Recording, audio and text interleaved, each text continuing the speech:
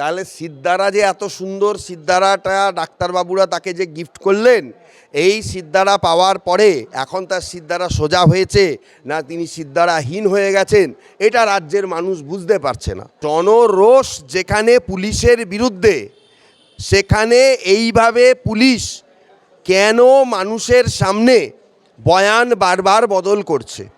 DC central তিনি কেন, কোন অথরিটিতে? একবার তিনি বললেন এরা ছিল, লজ্জা শরম চিরকালই পুলিশের কম, কিন্তু এখন মনে হয় যে রাজ্যে আমরা বাস করছি, মানে পুলিশ মন্ত্রীর সৌজন্যে পুলিশ লজ্জা শরম বলতে ব্যাপারটা ভুলেই গেছে। কেন বারাসাতে শান্তি আন্দোলনে পুলিশ মারলো কেন? আরে বেআইনিভাবে রাস্তা দখল করেছিল, মানে সুপ্রিম কোর্ট যেখানে বলে দিয়েছে মানুষ শান্তিপূর্ণ আন্দোলন করতে পারে, কি আইনি কি বেআইনি সেটা ওই এই পুলিশের কাছ থেকে শিখতে হবে। যে পুলিশ সকালে বিকেলে চটি চাটে তাদের কাছ থেকে শিখতে হবে কোনটা আইনি কোনটা বেআইনি। তোমাদের পুলিশ যেখানে অপরাধীদের অপরাধকে লঘু করে দেখানোর চেষ্টা করে, যেখানে তারা নবান্ন অভিযানে শান্তিপূর্ণ মিছিলে টিয়ার গ্যাস ফাটালো, জলকামান দিল, মানুষকে লাঠিপেটা করলো, ডার্বি ম্যাচ বন্ধ করে দিল এবং দুষ্কৃতীদের ঢুকতে দিল অকুস্থলকে ভাঙচুর করার জন্য, প্রত্যপ্রমাণ লোপাট করার জন্য, এবং তারপরে 350 থেকে 400 সহনাগরিক এবং কালকেও বারাসাতে এবং বিভিন্ন জায়গায় প্রায় 500 জন টোটাল আজকে অ্যারেস্ট। কলকাতা পুলিশ কি বলল তাতে কারোর কিছু এসে যায় না। সুপ্রিম কোর্ট সায়ন লাহিড়ীর বেলের অর্ডারে কি করে মান্যতা দিল? কলকাতা পুলিশ তো তাকে ধরার জন্য এখানে তাকে আটকে রেখেছিল, তারপরে তাকে হাইকোর্ট তাকে বেল দিল, তাকে সুপ্রিম কোর্টও বলে দিল অর্ডারের মধ্যে কোনো ম্যালিস নেই, কোনো অন্যায় নেই।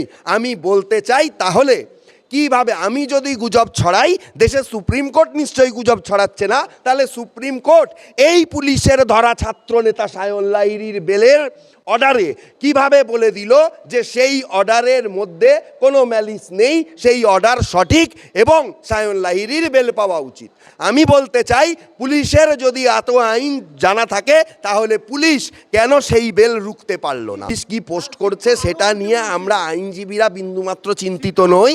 পুলিশ যে কি আইন জানে সেটা আমরা জানি। সায়ন লাহিড়ীর অ্যারেস্ট, 350 লোকের অ্যারেস্ট, সুপ্রিম কোর্ট সবই আটকে দিয়েছে। শান্তিপূর্ণ আন্দোলনে পুলিশের লাঠিপেটা, সুপ্রিম কোর্ট বলে দিয়েছে মানুষের আন্দোলনে পুলিশ কোনো অ্যাজিটেশন করতে পারবে না। কলকাতা পুলিশের শিক্ষার আলো আদৌ আছে কিনা, না সেই আলোটা অন্ধকারের মধ্যে জ্বলে, না সেই আলোর বাল্বটা কেটে গেছে, ফিউজ হয়ে গেছে, সেইটা ভালোভাবে তদন্ত করে আপনারা দেখুন বা সিবিআই তদন্ত করে দেখুক।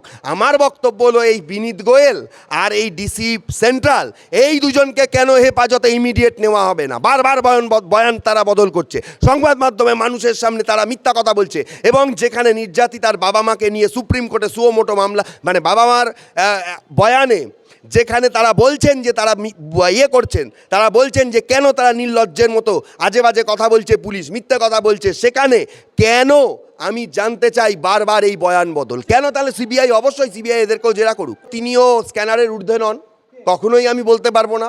মুখ্যমন্ত্রী তথা পুলিশ মন্ত্রী কেন কি করে তার পুলিশে এগুলো করছে?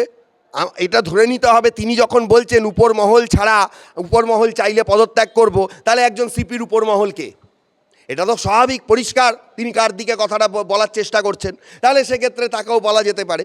কিন্তু আমার বক্তব্য হচ্ছে ইনিশিয়ালি যারা কাজগুলো করছে, আগে জনগণ যখন তাদের অপসারণ চাইছে, ডাক্তাররা যখন তাকে সিদ্ধারা উপহার দিচ্ছে তার অপসারণ চাইছে, সরকারের উচিত সেই সিদ্ধান্তকে ভেবে দেখা, সরকারের উচিত সেটাকে ইমপ্লিমেন্টেশন করা।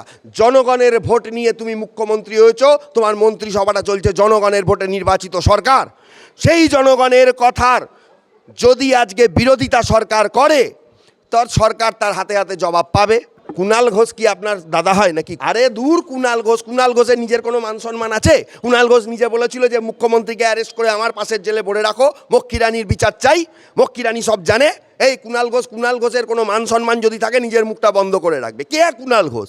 একটা মুখপাত্র যার নিজের কোনো সম্মান নেই, নিজের জায়গা বাঁচানোর জন্য ওই মুখপাত্র পোস্টে আঁকড়ে ধরে বসে আছে। ওর কি আছে? দল থেকে আর ওর কথা বাদ দিন, ও তো 3 দিন এসেছে, ওই লাত খেয়েছিল, আবার সেই যে দলের লোকের কাছে ভোট লড়তে গিয়ে লাত খেয়েছিল, আজকে সেই লাতটাকেই আপন করে নিয়ে সেই দলের হয়ে বলছে। এদের কোনো যোগ্যতা নেই। হ্যাঁ, কচুবন বলে কি ওই দোগাচিনা নদিয়া একটা কোথায় জায়গা ছিল, ওই দিকে খেয়েছিল, এটা সবাই জানে।